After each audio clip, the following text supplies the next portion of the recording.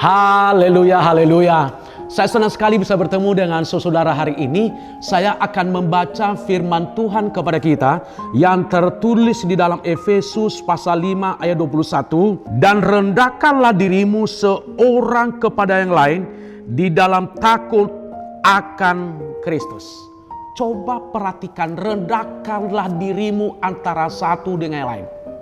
Mungkin kita berkata, kalau saya merendahkan diri kepada istri saya, nanti saya dianggap sebagai suami tidak ada harga diri.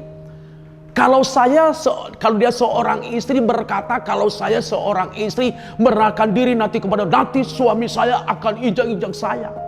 Ya, kalau saya nanti seorang anak terlalu memberikan penghormatan kepada orang tua saya, apa kata dunia? Kalau orang tua juga berkata, nanti kalau saya sabar merendahkan diri sama anak saya, nanti dianggap saya nggak ada wibawa lagi di rumah. Woi, salah. Itu salah. Makanya hari ini memberikan judul perenungan saya ini, yaitu kekerasan dalam rumah tangga atau KDRT. Beberapa hari yang lalu saya membaca di medsos terjadi kekerasan dalam rumah tangga. Suami memukul istrinya. Ya, bahkan ada yang lain saya dengar di salah satu televisi. Ya, suami begitu lagi, saudaraku dikasih oleh Tuhan. Dia pukullah istrinya.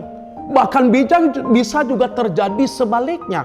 Ada seorang istri, yaitu bisa juga melakukan pemukulan. Nah, KDRT ini bukan hanya pukul-memukul. Banyak sekali KDRT yang terjadi, yaitu kekerasan dalam rumah tangga adalah terkait dengan erat karena tidak bisa menguasai atau tidak bisa mengontrol emosinya. Ya, sehingga terjadilah namanya kekerasan baik secara fisik, baik secara verbal atau kata-kata.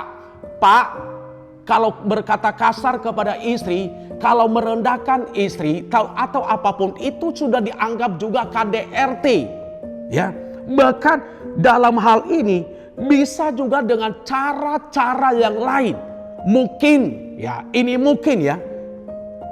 tidak melakukan sesuatu yang terbaik buat pasangannya, tidak menghormati dia. Ada orang berkata, sudah termasuk KDRT, itulah penilaian seseorang. Tetapi saya mau ingatkan kepada kita, KDRT juga bisa juga terjadi masalah ekonomi, mungkin keuangan. Suami tidak memberikan nafkah, tidak bisa menafkahi istrinya, tidak bisa menafkahi anak-anaknya. Itu juga bisa terjadi, makanya sering terjadi KDRT. Makanya hari ini jangan sampai terjadi KDRT di mana-mana, dimanapun saudaraku dikasihi Tuhan. Nah, mengapa sering terjadi KDRT ini saudaraku dikasihi Tuhan? Yang pertama, karena tidak ada kerendahan hati antara satu dan yang lain.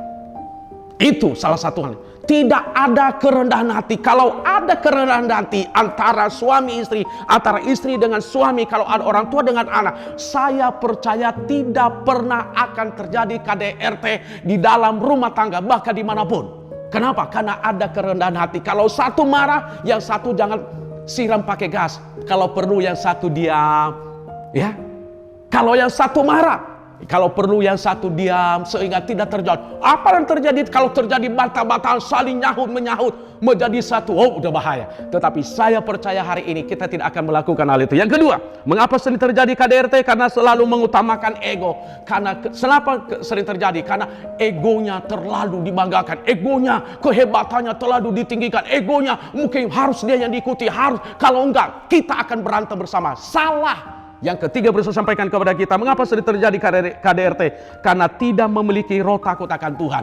Kalau memiliki roh takut akan Tuhan, saya percaya tidak ada yang saling menyakiti. Kalau memiliki roh takut akan Tuhan, tidak ada yang saling mengecewakan. Kalau memiliki roh takut akan Tuhan, saya percaya tidak ada saling menghujat saudaraku dikasihi Tuhan. Tetapi kalau memiliki roh takut akan Tuhan, saya percaya saling memaafkan dan saling mendukung memukul di dalam doa sehingga rumah tangga menjadi rumah tangga bahagia, sehingga tidak ada KDRT. Hari ini mungkin saudara terlibat KDRT ini. Saya akan berdoa secara pribadi buat saudara. Mari kita bersatu dalam doa. Bapa, di dalam nama Yesus, hamba-Mu berdoa buat keluarga. Mungkin seorang suami melakukan kekerasan kepada istrinya, mungkin bukan secara fisik, mungkin melalui verbal. Bahkan mungkin seorang istri melakukan kekerasan kepada suaminya secara fisik atau apa melalui verbal. Hamba-Mu berdoa, Tuhan lepaskan mereka. Biarlah mereka saling memahami, saling mengerti antara satu dengan lain. Kalau mereka mengerti antara satu dengan lain, kami percaya tidak ada kekerasan dalam rumah tangga. Sehingga rumah tangga mereka saling memahami, bahkan saling mengerti, bahkan saling memaafkan. Terima kasih Bapa. Di dalam nama Yesus Kristus kami telah berdoa. Haleluya. Saudara-saudara, jangan lupa like, share, dan subscribe. Sehingga program Glow Pastoral Digital Channel ini maju bagi kemuliaan nama Tuhan. Sukses saudara, Tuhan Yesus memberkati. Halo teman-teman semua, buat kalian yang belum memiliki tempat ibadah tetap, yuk gabung bersama kita di GBI Glow Fellowship Center. lokasinya ada di Glow Tamres, Glow Gading Marina, Glow BSD, Glow Dynaplus, Glow Depok, Glow Majestic, dan Glow Cibubur. Kita tunggu kehadiran kalian. Tuhan Yesus memberkati. Amin. Amin.